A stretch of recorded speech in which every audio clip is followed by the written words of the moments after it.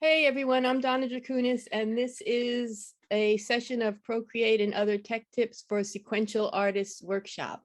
Today we're going to talk about clipping masks. We did a little overview last week of the different kind of masks that there are in Procreate, and today we're going to do a little deeper dive into clipping masks. So I have just spotlighted my iPad for everyone, and let's go ahead and take a look at this. So clipping masks is one of the three kind of masks that Procreate has, the other two being alpha lock and layer mask. We're not going to deal with those at all today. We're going to stick to clipping masks, and I'm going to show you some ways that they can be used for coloring comics, shading, and adding texture, and then doing some special effects.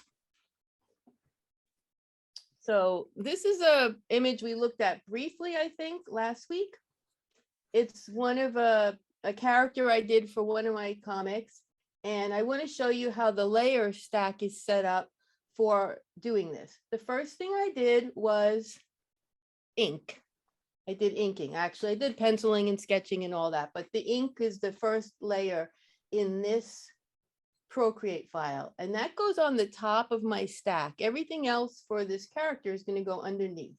The second thing I did was fill in a solid area of color for the whole shape of the character. Then I added flat, I call them flats, that's what comics people call it, just plain solid areas of color for the large sections of the drawing. That was on another layer, and you'll notice that this layer is marked as a clipping mask to the layer below. And so even if I color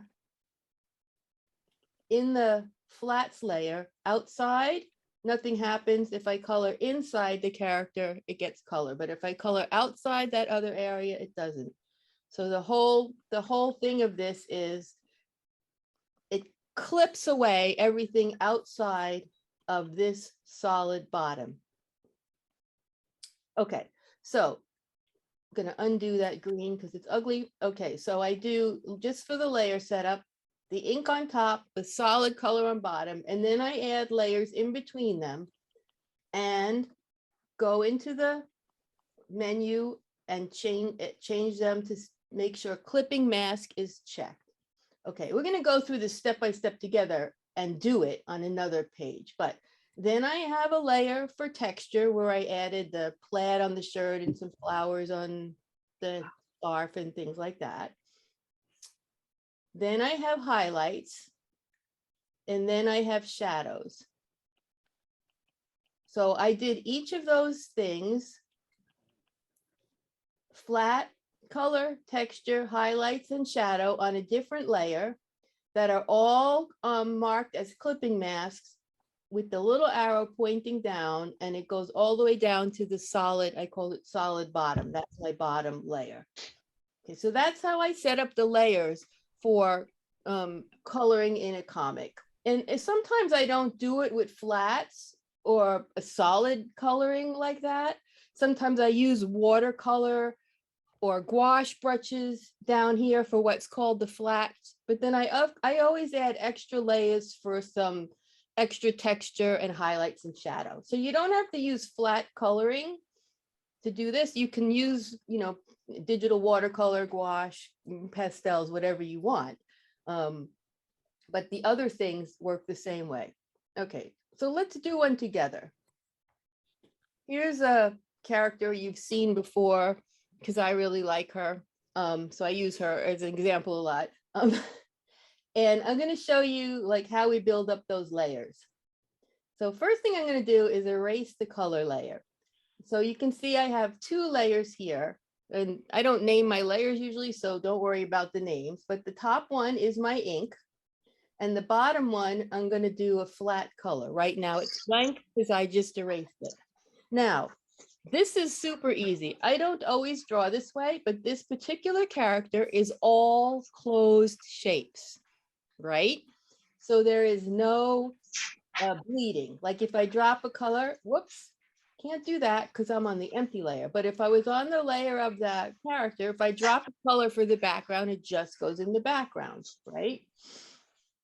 Okay, so she's all closed shapes. So that makes it easy for selections and dropping color and things like that. So what I'm going to do is I'm going to go on layer 2. I'm going to take my selection tool on automatic and I'm going to select the background, what's not the character.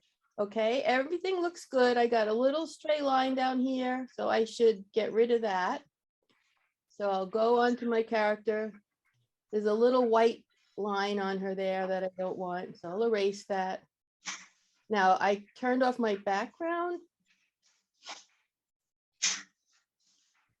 I turned off my background so I can see where there's a little white speck. Okay, that's it. Turn my background back on because I like to, I know a lot of you do like to have the white background for working. So we go back to my layer. I hit my select, automatic, select what's not the character because the background's really easy to select. And then there's this one little area here between her hair and her neck that I want to select too. So I've got that selected. That's everything that's not the character. But what I want to color is the character. So I'm going to invert my selection. Now the character is selected and I can go down here and say, fill layer. And see what it's done? It's filled the whole character neatly with one color. And that's my bottom layer, which is my solid shape of the character. Now, when my lines are not closed, instead of doing that, I have to take a big flat brush like monoline or a flatting brush, and I have to, draw around the whole thing and drop color in, and I have to do it manually. And a lot of times I have to do this manually because I don't always have closed lines on my ink because of my style of drawing. So then I have to go, and I usually try to do it a little bit at a time rather than the whole thing, but it ends up being the whole thing filled with color. So you can do it like this as well. Just draw around the shape and in small areas or the whole thing, color it in. But if your shape is closed, you don't have to do all this extra steps. So some people will draw their fix their inking so all the shapes are closed just to make it easier to color, and that's a very cool thing. Okay, so now I have my top layer, which is my inks, and my bottom layer, which is a solid color. So now I'm going to add a layer above my solid layer, and I'm going to go over here and click on the left side of it so the menu comes up and choose clipping mask. Now everything I draw on this layer will only show up where green is on the solid shape layer. And if I color outside the lines, nothing will happen. So let's make this lady's skirt blue. And I'm just going to use a flat color. But like I said, you could do all of this with different brushes. It doesn't have to be a flat color. It can be gouache, pastels, whatever. But I don't have to be careful here really coloring her skirt around the edges because you can see I go out past the edge and nothing shows up. Now, the whole shape is the clipping mask. The whole green shape is where I can color. Everything else is cut off or hidden. So I can mess up and draw in the apron by accident, but I can't go outside of the whole shape. Now, some people will draw each of these shapes on a separate layer, and some people will draw each of them on the same layer all together. So like I could have filled in the whole skirt and then like say I filled in the whole skirt with blue. Okay, I can make another layer above it, the clipping mask. It will still clip to the green. And now I can color the apron pink. And if I turn off the apron, I still have all the blue underneath. So some people will make each part of the character a different layer. I don't do that. I will usually put all my flat colors on one layer above that solid thing. So here now I'll go in and I will outline the apron. Whoops, see, that wasn't closed. My color line wasn't closed. And I do have some things inside my thing where maybe it's not closed. I don't know. Let's try to set the ink lines as a reference layer. Now, when I go to my color layer, I might be able to just drop color into the apron and not have it spread anywhere else. Ah, it worked. Because the ink layer is set as a reference layer and the lines are all, shapes are all closed. So I can drop different colors in on my flats layer without making any selections now. So we can give her orange hair because that's a closed shape. And all of that, whatever we want to do with that. We can go back to our disc and pick the color of her apron and put it in her shirt. Now her shirt has a bunch of stripes. So instead of dropping color in each stripe, I'm just going to color her shirt manually. But see, none of that will go out of the boundaries of this green thing. And when this is marked as a clipping mask, pointing down to the green layer, if you turn off the green layer, everything that's attached to it with clipping masks disappears too. So it's almost like they're a group.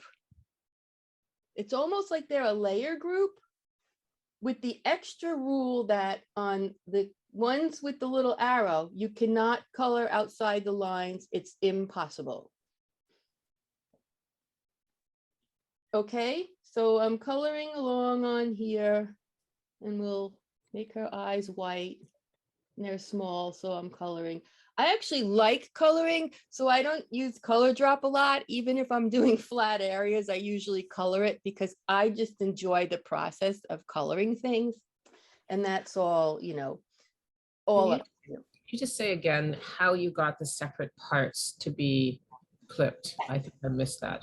Okay, so there's two things going on here. One is I made this green layer, which is the shape of the inside of the character. And I have an ink layer with all closed shapes. Oh, your ink layer is all closed. My ink layer is all closed and I set it to reference.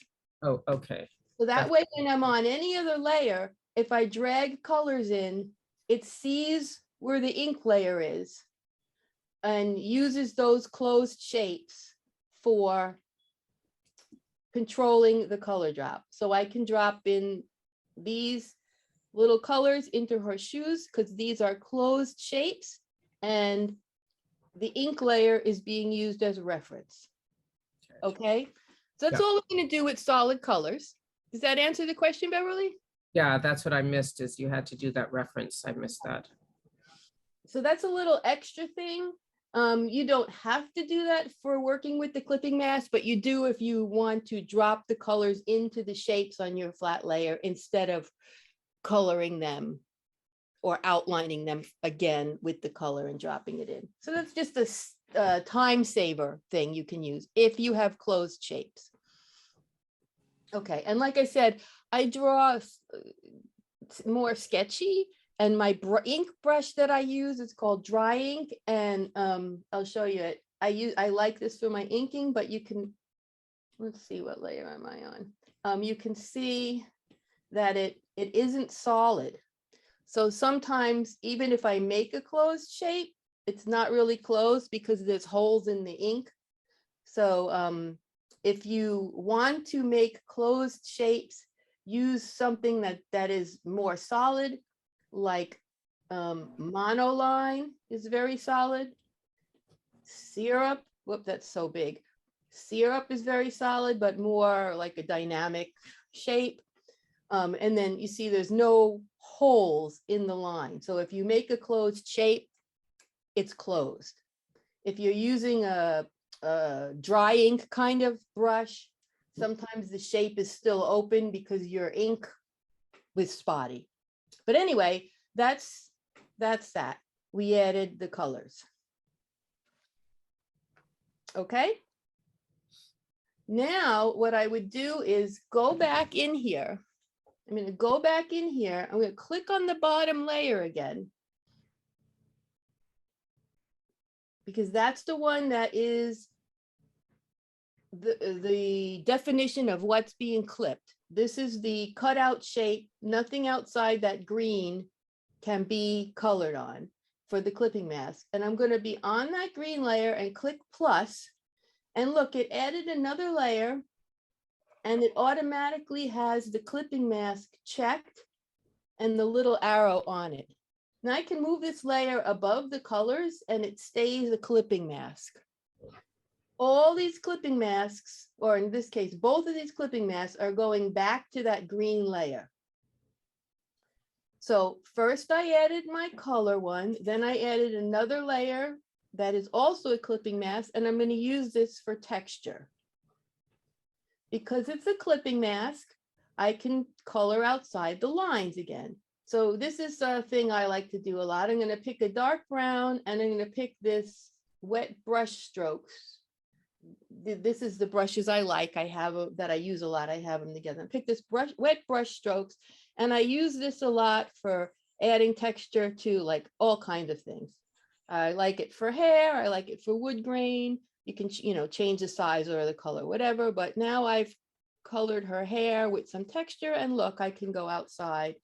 Even though it's not on the same layer with the color, it's still clipping down to that green layer. And if I turn the green layer off, both of these go off with it. If I turn the clipping mask off, you can see how I colored outside the lines. So all that stuff is still there. It's just hidden when you turn the clipping mask on. It's just hidden. So you color outside the lines and hide it. So we can do the same thing on her skirt. On the texture one, we can go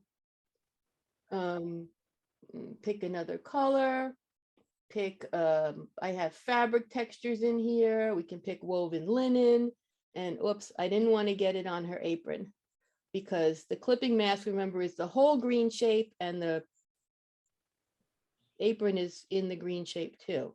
So I can go in here. Okay, but I got it in the apron. I don't really like that. Okay. Obviously, you can color neatly and stay just in the skirt, but here's another trick. Another good thing about having this layer, right? Now we're done with the inking layers. Another good thing about having this layer is we made all these solid color areas in it. If I turn off my inking, you can see the skirt is one chunk of blue. The apron and bodice is one chunk of pink. So if I only want to color on the blue, I can change, I think I can change this to a reference layer, even though it's a clipping mask. So yes, now I have reference and clipping mask check. So now my ink layer is not my reference layer anymore. My flat colors is my reference layer. So even though I'm on layer 4 where I'm adding my texture, right? I'm on the texture layer, but I've made, it's a clipping mask, so I can't color out here. And now it's also set, so my flat colors are a reference. So I can take my selection on automatic and watch this. I can select the skirt. Now it's selected all the crud outside the lines, but that will still be invisible because it's with the clipping mask. So now when I select my brush, the selection disappears. It just has those diagonal lines outside it that are hard to see on the screen. But my area is still selected. My skirt is still selected. So now I can take my woven linen on my texture area and color as sloppy as I want. It won't go in the apron. It won't go in the background or anything. So this is a combination. What I'm showing you is a combination of using reference layer and clipping mask. So now if I want to color the apron and just the apron, I can take my selection again, automatic, select the pink. And now I can put a different texture on the apron. So maybe I want the apron to be patterned. And I've got all these other kinds of brushes in here. I don't know. Somewhere I have some fabric brushes. Let's make the apron plaid. Now I can color the apron. I got a little bit on the shirt. I'll erase that. That was just a small thing. But you can see now, because the selection is working with the reference layer and the white background will always stay clean because of the clipping mask. So, and then you can keep going. So I want to add another layer, and it's automatically a clipping mask because I added it above the green one. I'm going to move it to the top. I tend to work from the bottom up after I start my colors. And I'm going to change this layer to multiply mode because I'm going to make shadows. And I like multiply for shadows. And I have these little palettes that I use a lot. I like to use a kind of Wedgwood blue color for shadows. This is just something I kind of did by practice. So I'm going to pick this mist brush or a fog brush or a soft airbrush, something like that. And now I can put some soft shadows on my character, under her neck, on the bottom of her arms. Maybe her skirt's making a shadow on her shoes. And see, I can't go outside the lines. Now this stuff's pretty subtle. And if you draw your shadows on and you think they show up too much, you can also lower the opacity of that layer. And then, shadows is what you want, what you think you need. I also like to take the monoline brush and add some flat shadows along the edges of things. Like, for example, I could add like a dark line at the bottom of the skirt. I can add a dark shadow at the bottom of the apron. So there's a little shadow at the bottom of the apron, under her hair. At the edges of things, I like the edges of pieces of clothing. I like to add these shadows. And I'm not trying to do realism or anything. It just kind of gives a little dimension to it to me. Like maybe under her nose, I'll add a shadow. Nah, she looks like she has a mustache. Yeah, so you can just play around with it. Sometimes maybe a softer shadow under her nose won't look like a mustache. Also, what looks really cool for comics characters is using the monoline or a solid brush and putting a shadow underneath the top of the eyes that gives the eyes some depth. And so I do a shadow layer like that.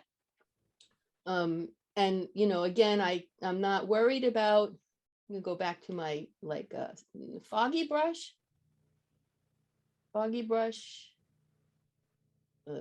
soft airbrush works, put a shadow like on the top, and see, like I can make it really big and still go like out here, and it won't, I can be actually touching my brush way out here to get a little bit of that shadow to come on her arm. And it doesn't color the background. So this is everything for just this character. And then I do the same thing. I'm going to add another layer. Oops, I added the layer above the top clipping mask layer, so it didn't become a clipping mask.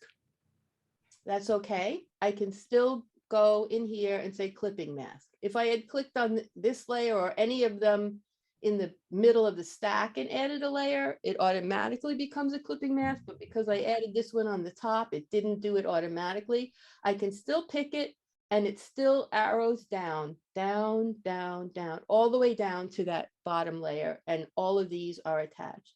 And for highlights, I either pick add or overlay. And I like to use a kind of yellowish color for that.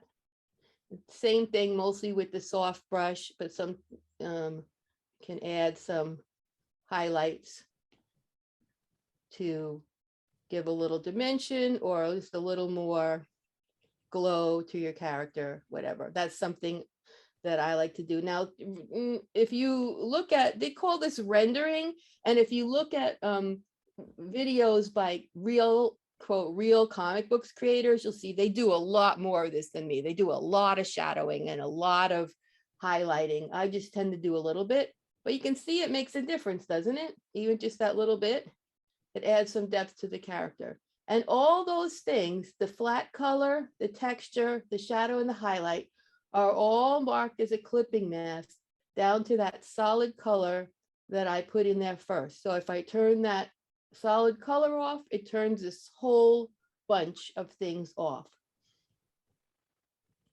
So that's how I use a clipping mask for like basic comic stuff of coloring comics. Any questions on that? Okay, and the reason I say a clipping mask is because the way I interpret this bottom green layer, that's the clipping mask. Even though you go on all those other layers and you choose clipping mask from the menu so that it's checked, the arrows are all pointing down to this green layer, which is the clipping mask that they're all using. So that's the way I understand it. So in my mind, the arrow is pointing to the clipping mask. And that makes more sense to me than how other people explain it, how each of these is a clipping mask. So whichever way makes more sense to you to understand it, it's fine. But I tend to think of this one as the clipping mask because it's attached to all of those other layers, and all of them are required to stay within the lines of that green shape. I don't know how many times I've colored that character. I really like her. We did shading and stuff already, but I wanted to show you a little bit more on this one. So this is another thing. I have two layers here. This layer has shading and texture in it. If I turn that group off, this is what my flat colors look like. So you can see here I have my top layer, which is my ink, my bottom layer, which is just the whole shape. And then I did a flat color layer that just has the areas. Now you can see that I did this one by hand because the edges of my, my drawing are sloppy. So I didn't do this by filling, because when I originally drew this, I didn't have all closed lines. So I went around and drew my shapes. So I did the same thing in this one, though. If you look at it in the full version, I actually added a couple more color layers just for I was like, oh, let me change the color. So I have actually 3 color layers because I was playing more. I did a skin tone layer in watercolor that added some just shading. You can see I have the bottom layer clipping mask on and the skin tone watercolor on. You can see I just added some skin tone texture to that layer. And then I have a texture layer. I did the same thing on the hair, and I just added some textures to the other parts. I added shadows and highlights. So I did the same exact thing on this. I went in a little more detail. So you can see I added a little shadow on every scale on the mermaid's fishtail, because I thought that just made it pop more. But it's the same exact process. I did the same exact process. I did a little bit more with the shading, but it's basically the same thing. You notice my shading level is multiply mode, and my highlight level is overlay mode. Some people use add. Add is much stronger, and you have to turn the opacity way down if you use add for your highlights, but either one of those works. So same exact thing, just another drawing. Okay, now let's look at something a tiny bit different. You can fill things with texture and pattern. And we did a little texture on the clothes. So here's some birds I drew. And I filled the inside shapes with a solid color, just like we did on that first one, only I did each, I didn't, after I filled all of them with one color, I stayed on the same layer and I just said, oh, let me change that one to another color. So I just dropped a different color in. So originally I selected the background because these birds are all closed shapes. So I took my selection on automatic, selected the background, didn't really have the text there. It went invert, and then on my layer where I wanted to make my flat colors, I'm just moving layers around, don't worry. I went fill layer, and it filled all the birds. And then what I did was I said, oh, I really want this bird to be blue and this bird to be green, and so forth. So that's how I created this layer down here. Now this is something that's really cool. So what we've been doing so far is we've been adding texture with the brush. So now I was on that layer, I clicked the plus to add a new layer, and a new layer with clipping mask already checked came up. So now I can do what we were doing on the other ones, which is pick a color and pick a brush that has a texture on it. And I can fill things with a pattern. So here I have some things I made in a previous class where we did pattern brushes, and I got these little flowers. So I can go in now and I can paint and fill in this bird with the flowers, and it doesn't go into the background because the clipping mask is pointing to that. I can turn my inks on and off. So I can just fill things with pattern for like kind of abstract designs.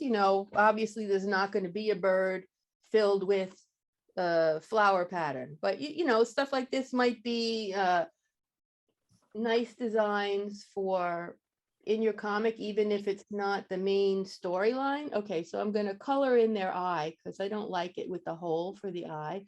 And when I color in the eye, I should have just dropped color in there, it would have been easier. But when I color the eye in on this bottom color layer, notice that now the pattern layer has the eye filled in with the pattern because it's in the clipping mask. So what I'm trying to show you here is by changing this layer where the colors are, I change what's visible. So let me take my eraser and erase part of the bird. I erased the bird's wing on the color layer, and the pattern disappeared in that area. If I go back in and paint the birds, well, let's not paint it.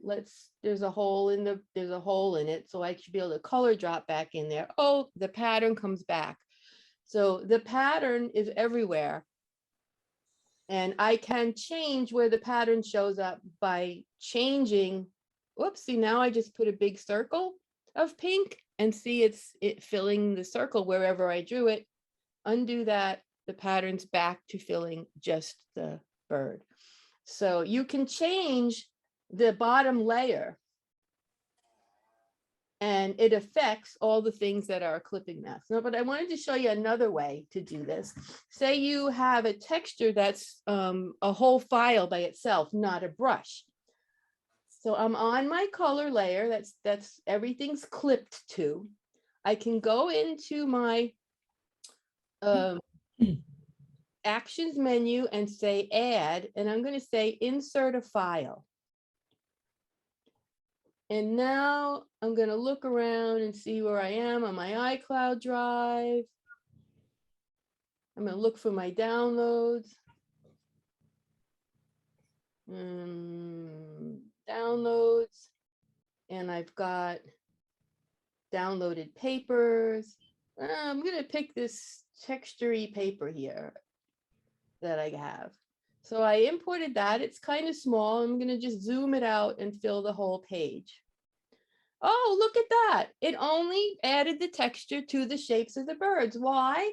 Because I added it right above this. I already had the clipping mask turned on for the other layers, and it automatically turned on the clipping mask for the new layer that I added from an image. So that's another way you can add texture to things. See, if I turn this clipping mask off, this covers the whole page. But because the clipping mask is on, I'm just turning it back on by doing undo. The texture only shows up inside the birds. So what's cool about this is if I decide now, I want to take my selection tool on freehand and I want to select this one bird and move it, it still has the texture behind it because the texture is really filling the whole canvas, but it's only showing in the area of the clipping mask. Now this one pattern that I painted in shows because it's above in the layer stack.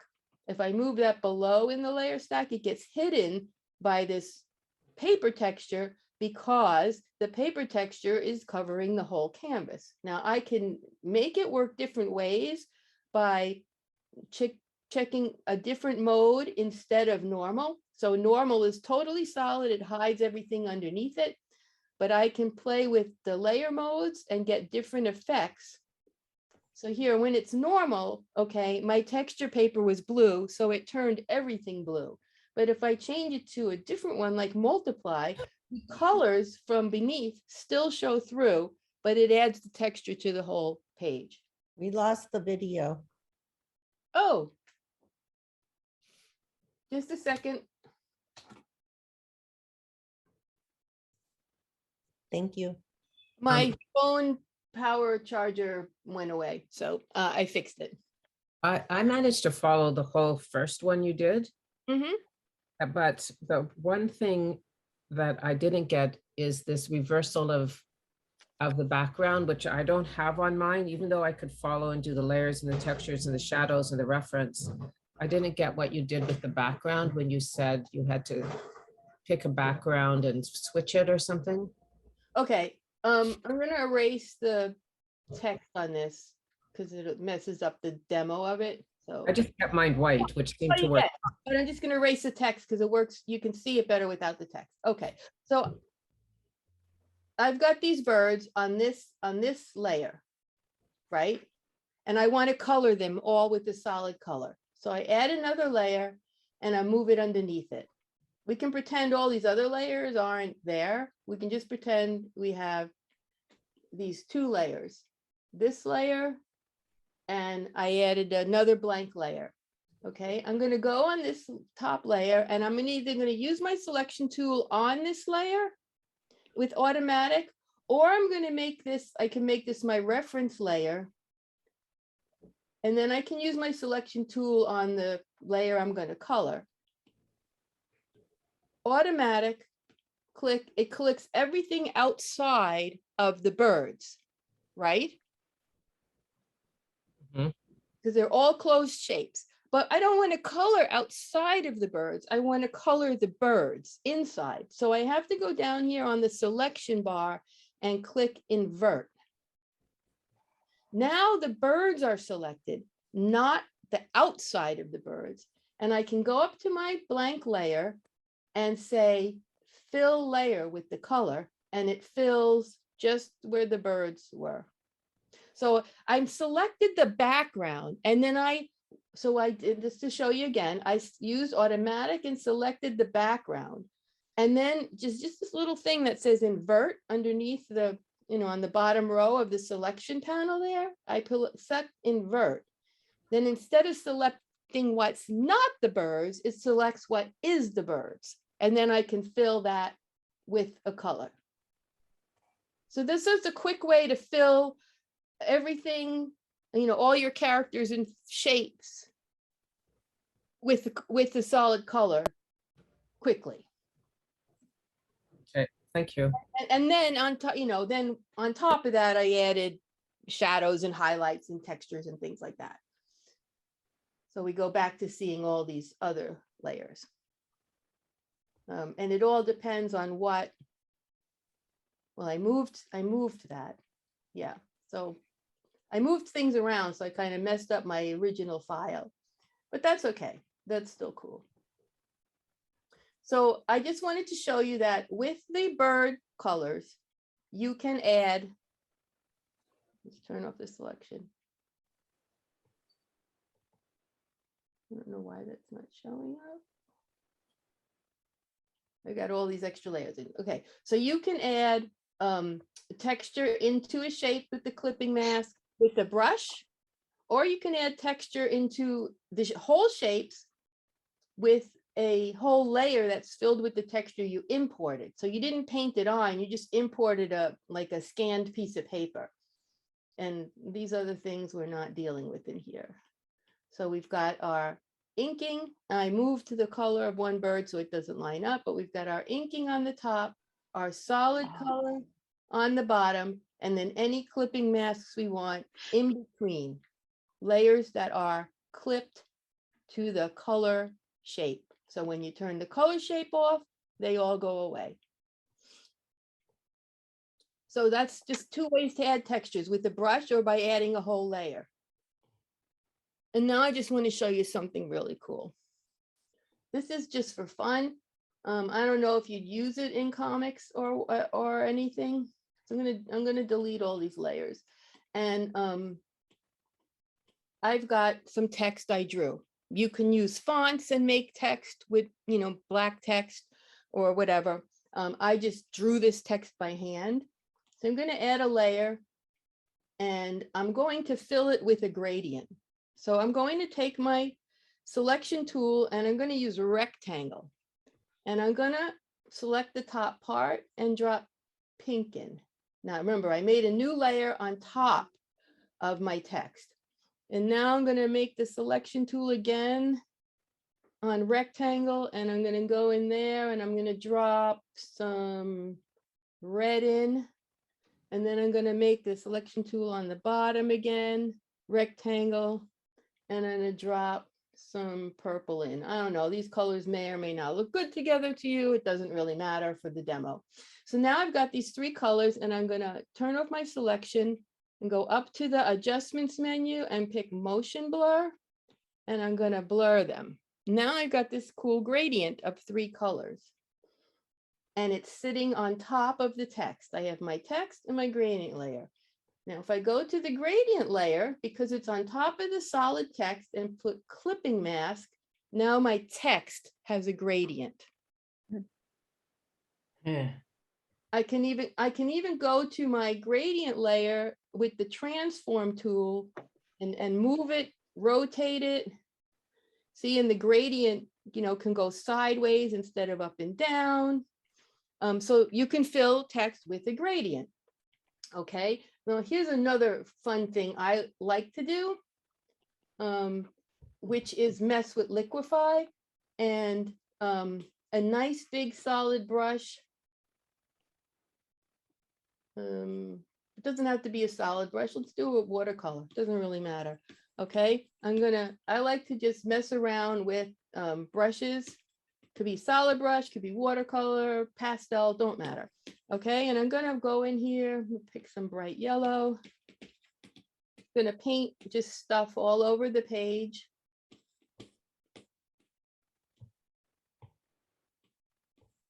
Oh, shouldn't have done that. That's the same color. Let's put some green. Whoops, I didn't get the green. Green.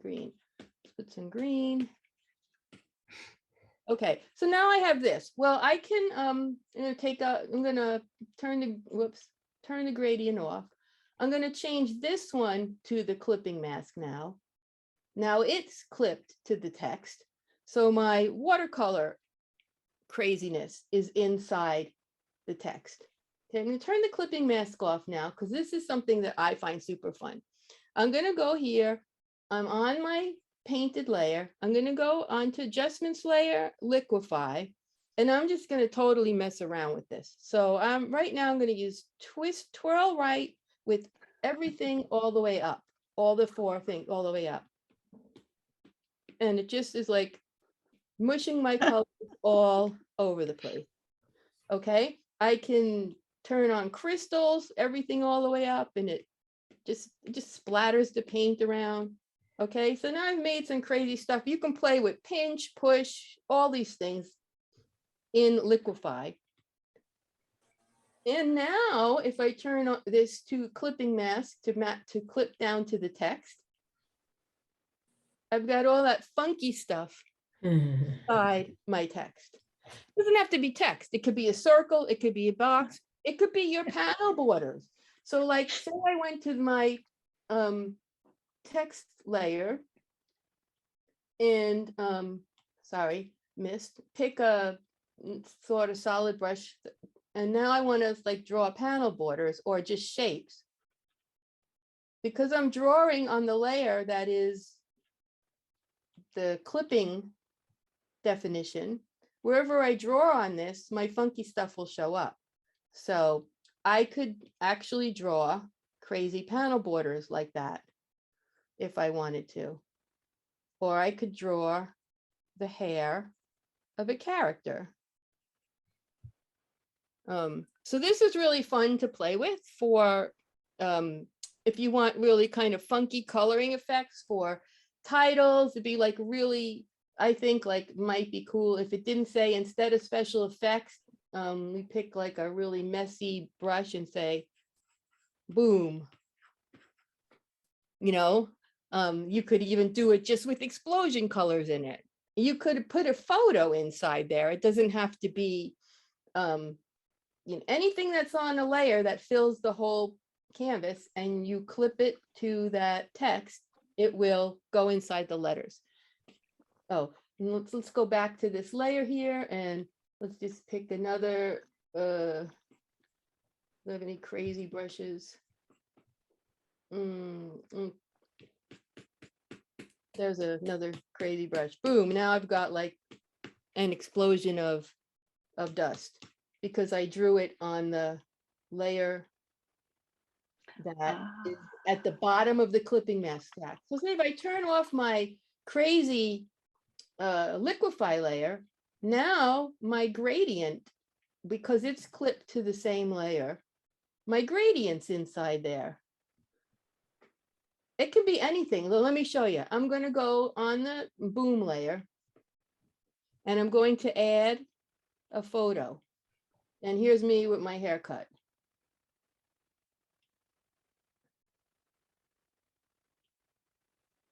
Now me with my haircut is inside.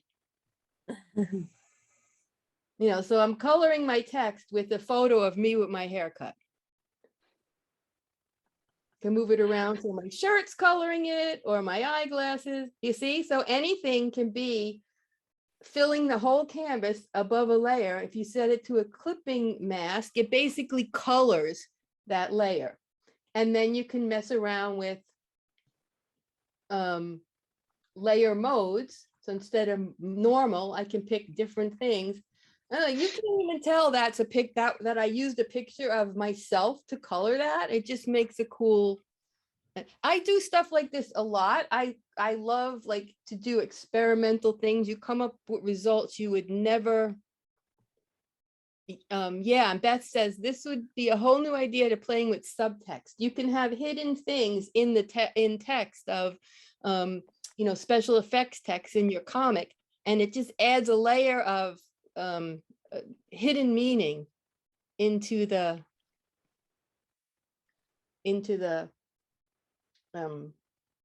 part. Sally says she's like too far behind for this lesson. That's okay. That's okay.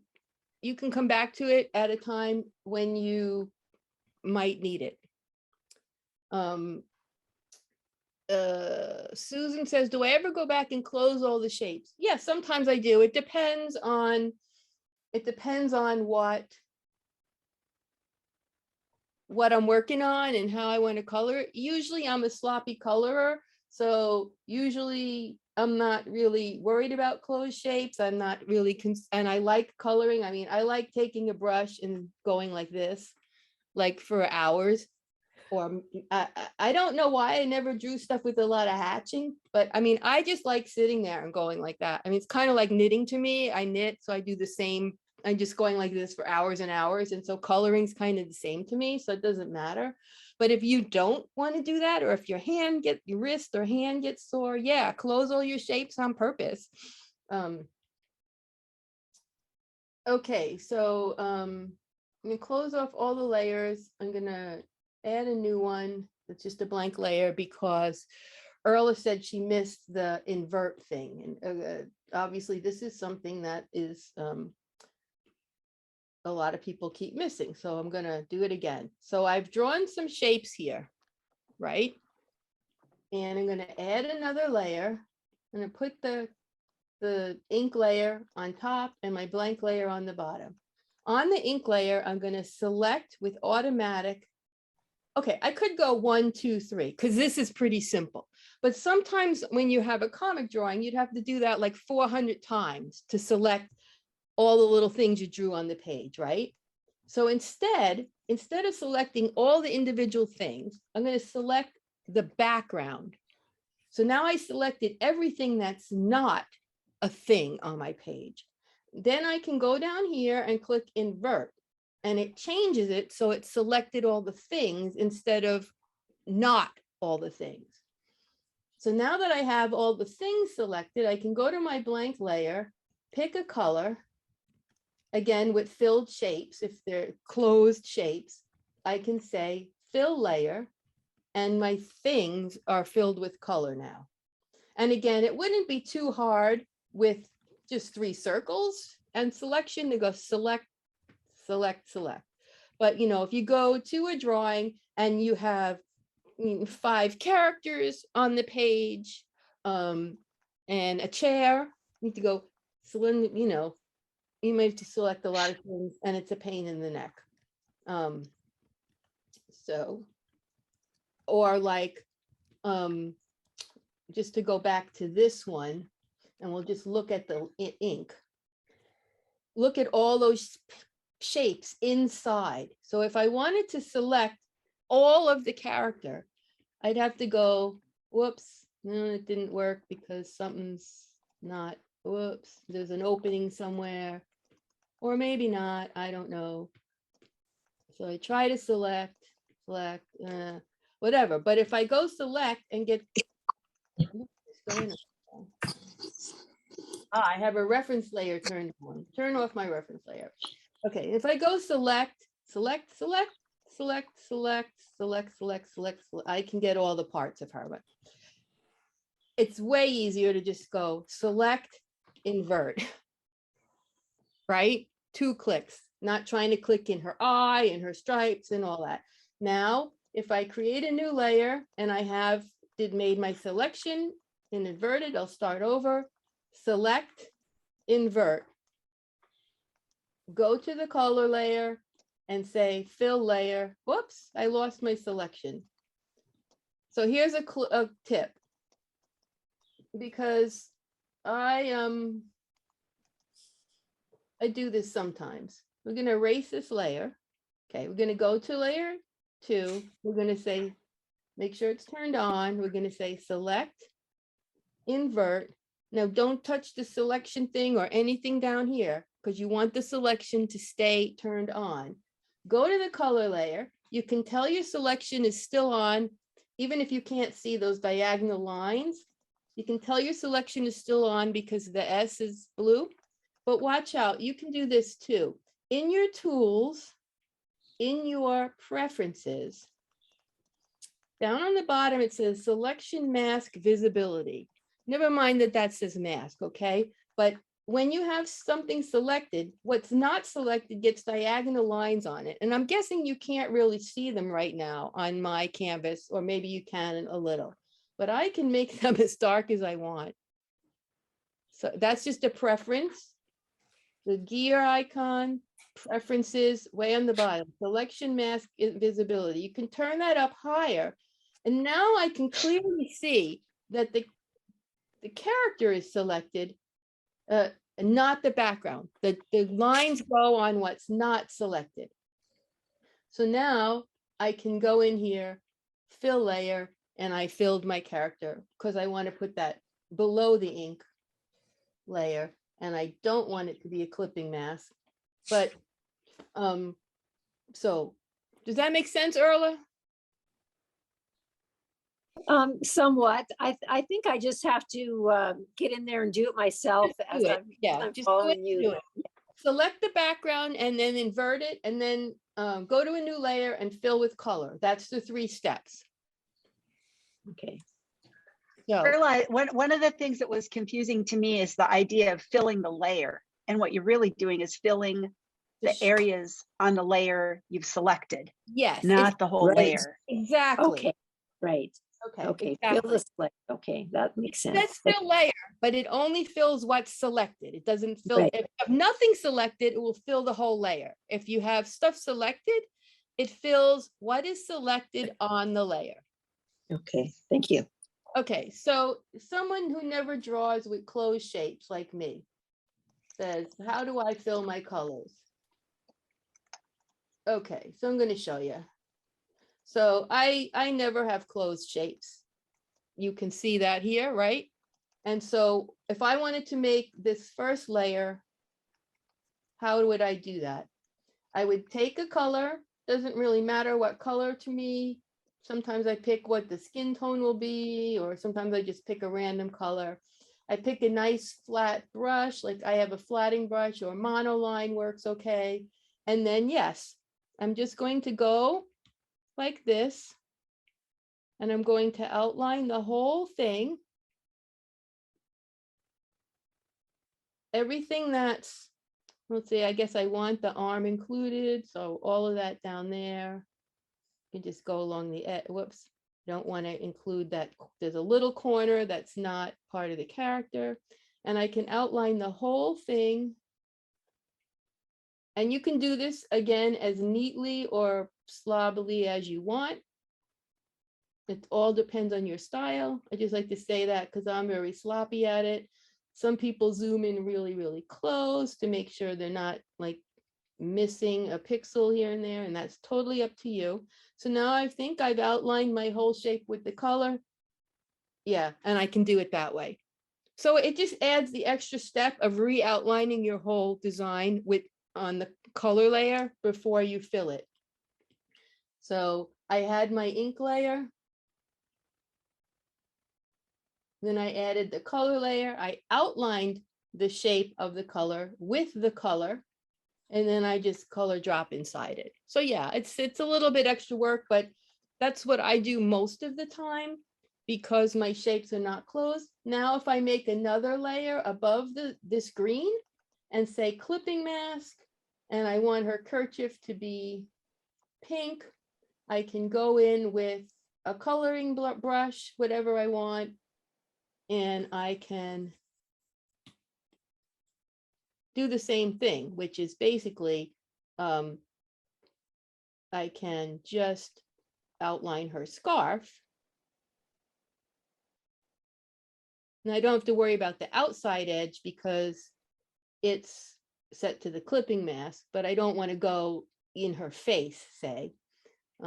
So I just go around like that and I find all the pieces of the scarf.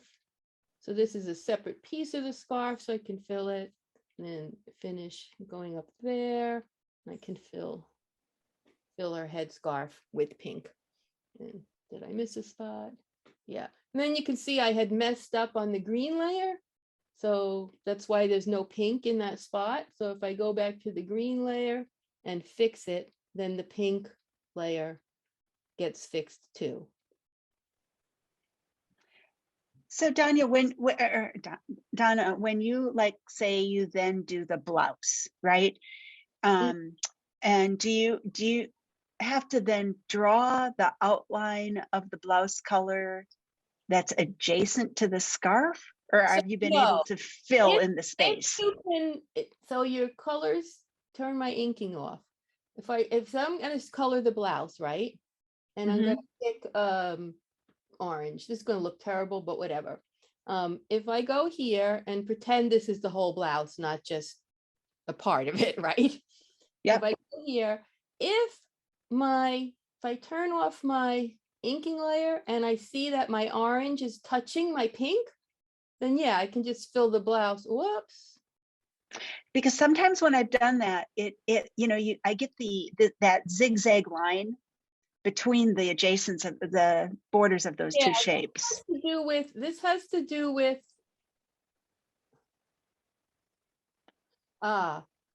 it's filling. It has to do It's with because the orange is not on the same layer as the, that's why. the same layer. See- Oh, yes, I put the orange on a different Yeah, layer. so it's not Got reading it, it as a got it, closed got it, got shape. it. Same layer. Yes. Yeah. Okay, now what you're saying is sometimes there's a little zigzag line right there. Right? Yep. Like when you fill this, that's because the color threshold is too low. So when you drop the color in, don't lift up, pull your pencil all the way to the right. And it will fill in those little things. But I want to say something else. That's the reason that you use a flatting brush, not the monoline brush. So let's just go look here. In the flatting brush, I'm going to make this not a clipping mask because I want to draw outside the green shape to show you this, just for a demo, not a clipping mask. I'm going to take this flatting brush and I'm going to draw a shape. When I zoom in, you see how it's pixelized, but they're all the same darkness, right? Okay, now if I draw with the monoline brush, a circle. If I zoom in, it's blurry on the edge, right? Yep. Normally, we like to use the smooth edge brush because it smooths out what we're painting. But when you're doing color drop, if the color threshold is low and you have blurs on the edge, it makes that, it didn't quite fill the whole layer, right? Now, if I Yep. drop and drag to the right, it will get that. Okay. What I did, don't let go, drag to the right. Now, if you have a brush that has a flat edge, you don't get that problem. So it's just a little extra thing, but that's what you've got to do when you have that, drag to the right. So that way you're increasing, it's what's called the color threshold, and it will spread out into those blurry edges on your shape.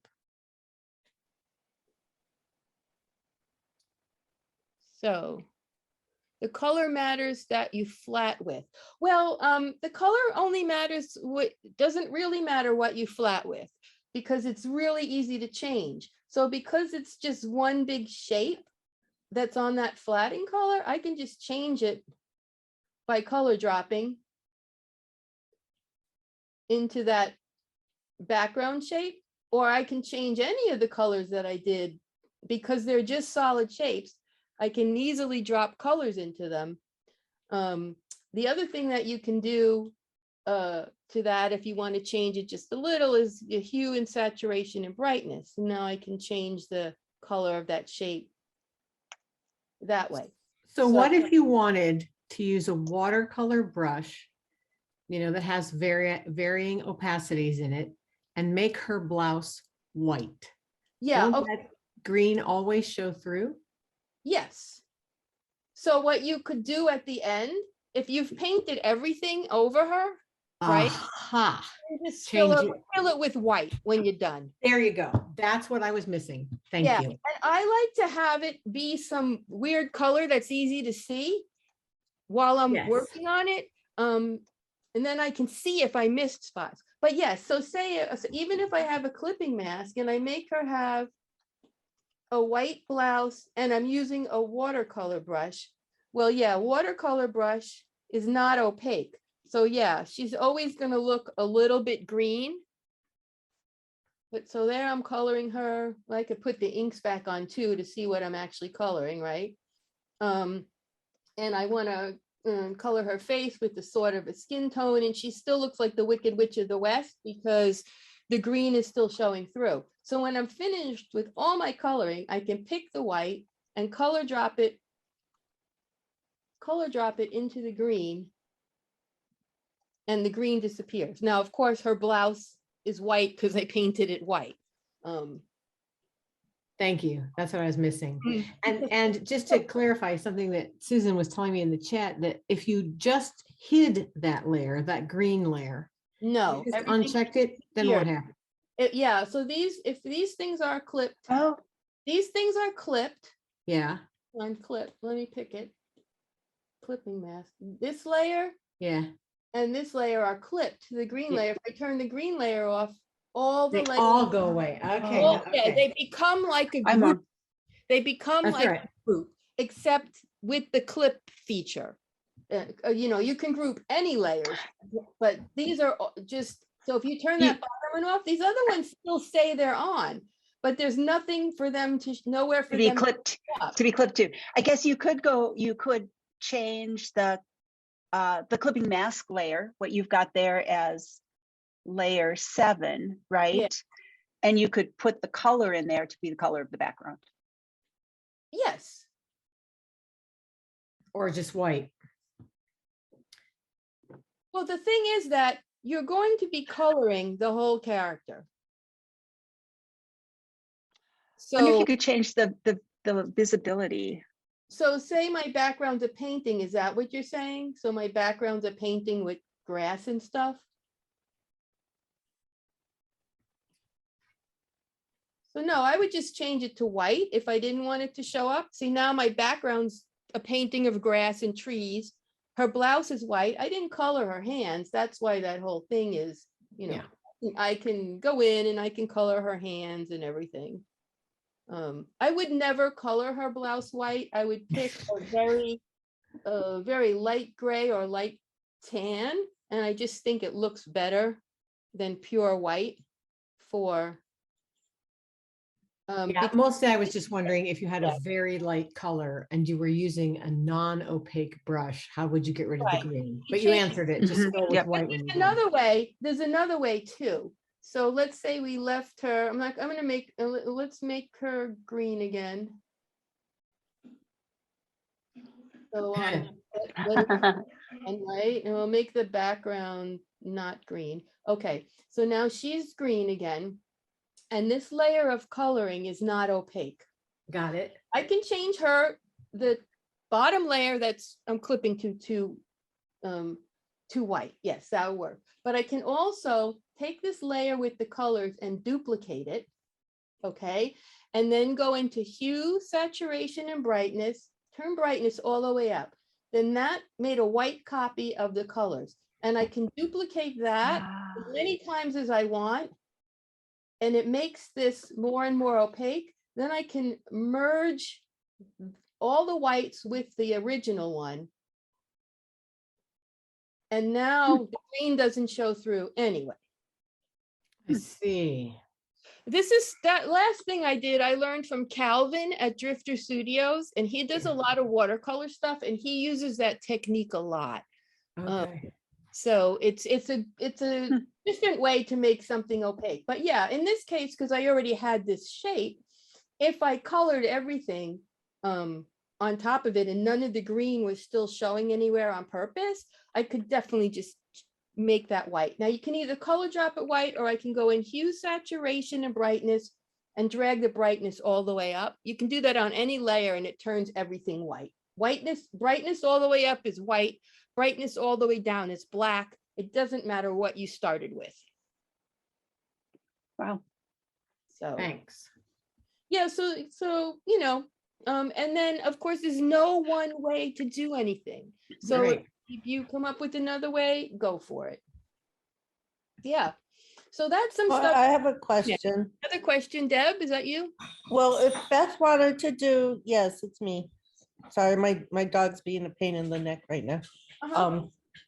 That's because Uncle Bud just brought us food and he's like, ah. See, he's talking back already. So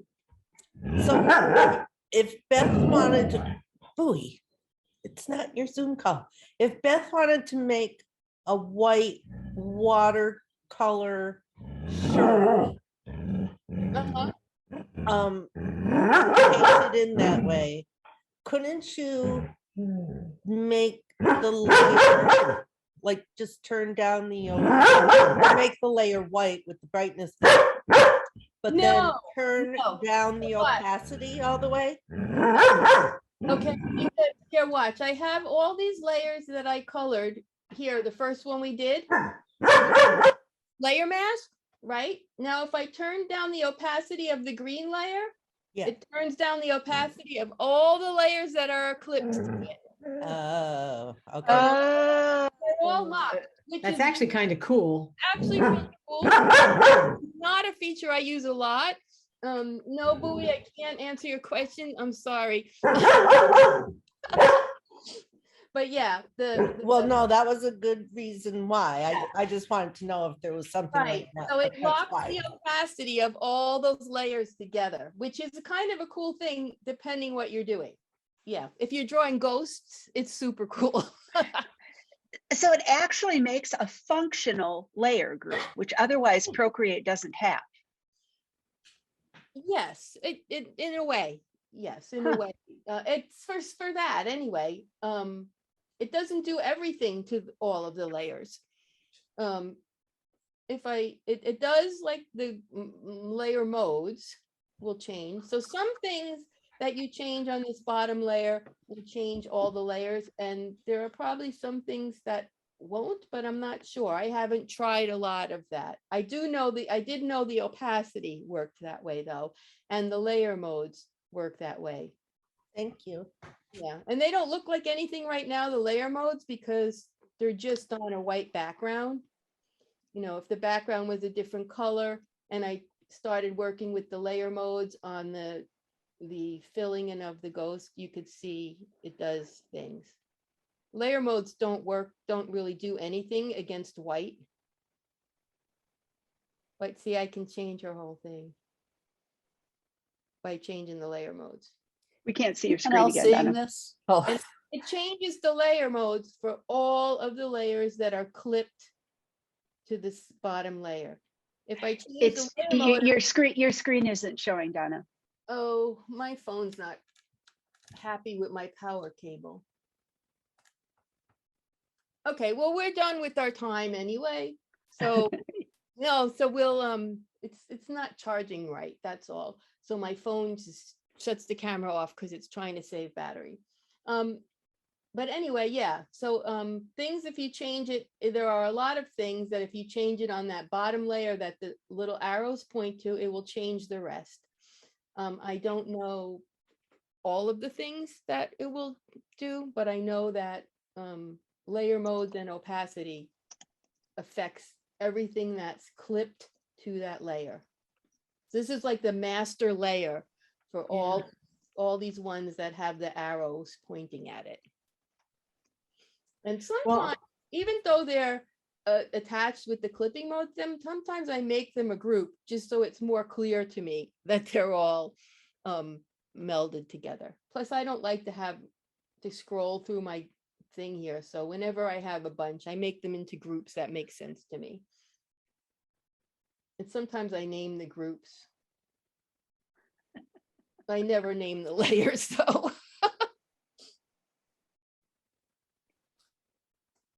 Okay. Anyway, that's probably too much for today, but you see we can do color, shading, texture, and special effects. The clipping mask lets us do all those things inside of a locked shape with multiple layers. Okay, so that's what clipping masks are for.